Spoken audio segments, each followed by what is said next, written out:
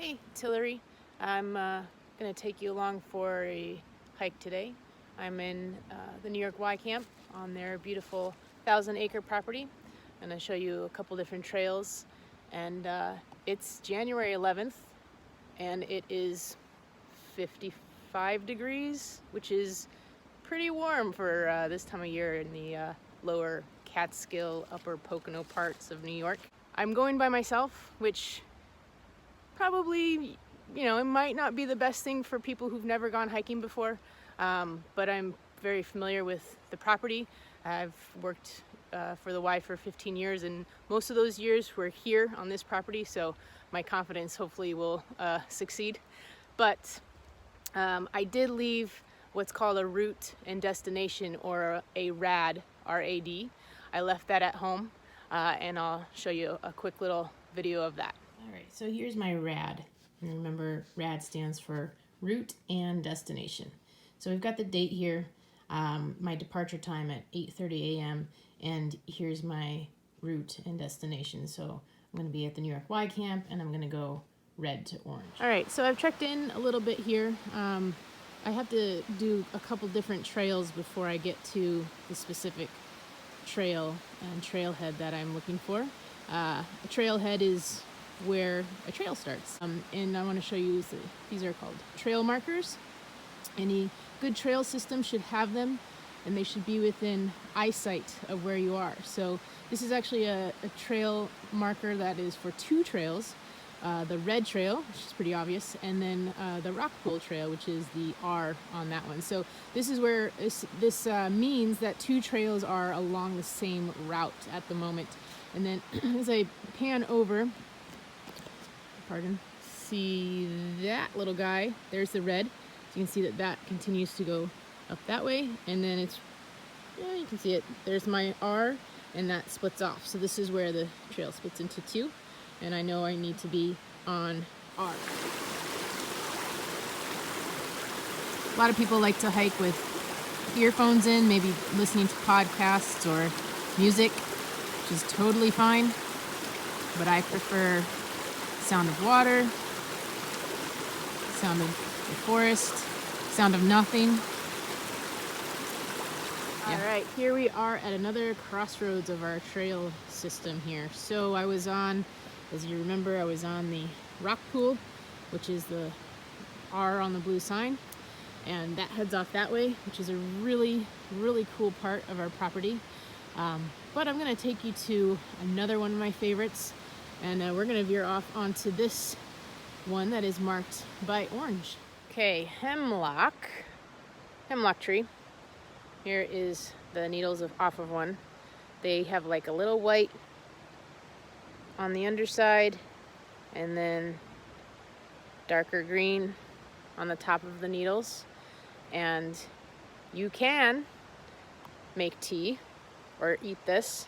This is not the same type of hemlock that Socrates used in ancient Greece. This is a eastern hemlock. And it's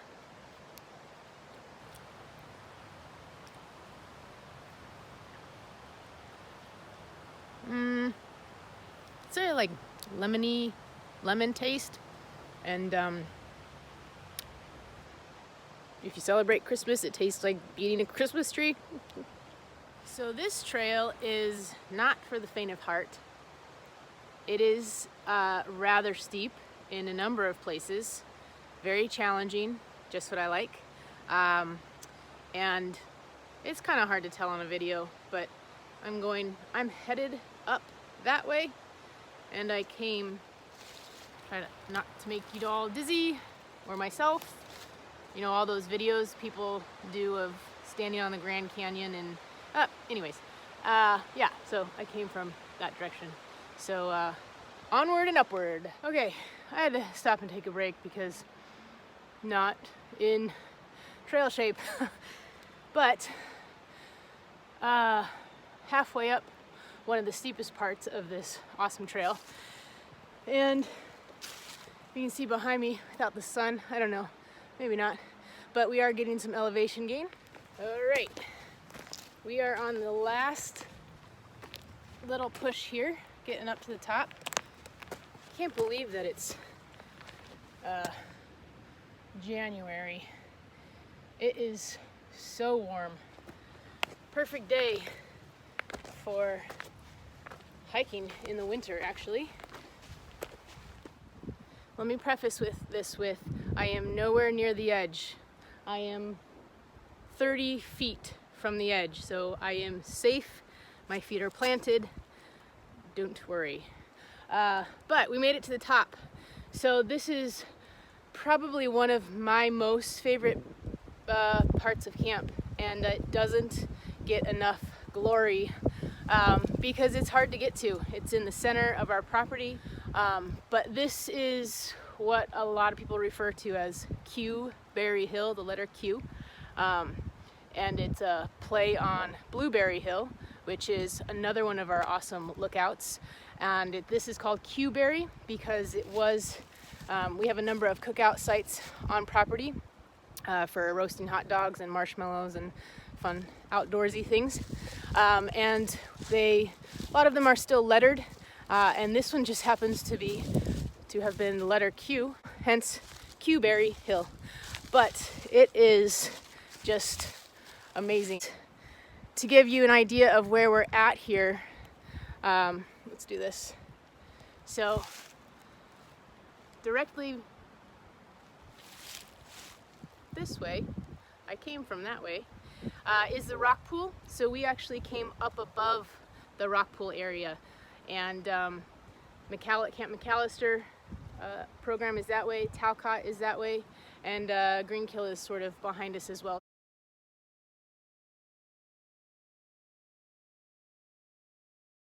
Alright, this is a nice little change in geography here as we've been up along the ridge here for a little bit, and we're starting to come back down. This little spot here right above my head is a rock outcropping. If you're hiking kids through here, is typically a spot where at least one of them will say, "Does a bear live there? What lives there? It looks like a bear house." I don't think a bear lives there. I have only seen a squirrel today over there. Alright, so this is a puffball mushroom. It's probably called something. In fact, it's definitely called something else, I'm sure. But if you see that, poof on it, the spores come out. Alright, this trail is pretty cool because it's got quite a lot of our highlights of our geography on property, but also the floral and fauna, as you want to call it, maybe. But stumbled across this little guy. This is spearmint, which tastes much better than the, but we don't swallow it, much better than the Christmas tree or the hemlock that I ate earlier. I'll make a disclaimer here. Do not just pick things up off the ground and eat it. I was trained about random things that are edible here on property, so please do not just go around eating things. Even if you saw me eating it in this video, please don't. So now we are paralleling that rock pool trail that we were on earlier. There is one of the blue signs. We're up above it, and there's actually a really cool old cookout spot. Another nice landmark here at camp is what many call Pride Rock, out of Disney's The Lion King, where I think Rafiki, the monkey, is holding up Simba the lion for all the lion nation or whatever to see. Yeah. We are reaching the end of this trail here. See this nice big body of water pop out.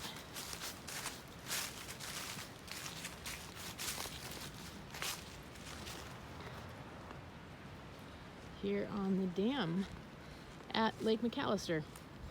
Just wrapping up the end of the trail here, and we've been identifying this trail as the color orange throughout our whole time together, but we are renaming this trail in honor of someone who has been huge support to camp for literally decades, and someone that we cherish and have very much appreciated all of the time that we have spent and will continue to. But our newly appointed name here will be Heitler Trail. Josh Heitler has again spent a number of decades with us as a camper, as a counselor. He sent his kids to camp as a board member and is now stepping down as the board chair. But I did want to take a moment to acknowledge all of the support that you've given to camp and will continue to. And naming this trail after you it's important. It's important to me and to all of the staff who work here. None of our trails are named after anybody, so this is sort of a monumental acknowledgement, which is awesome.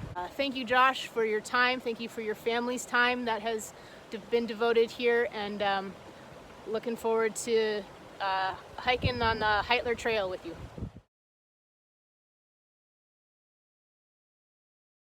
As I was getting ready to video the last segment, the sign fell into the water. So I guess one could say Josh Heitler's reign is now water under the bridge. Oh shoot, it's going. Oh.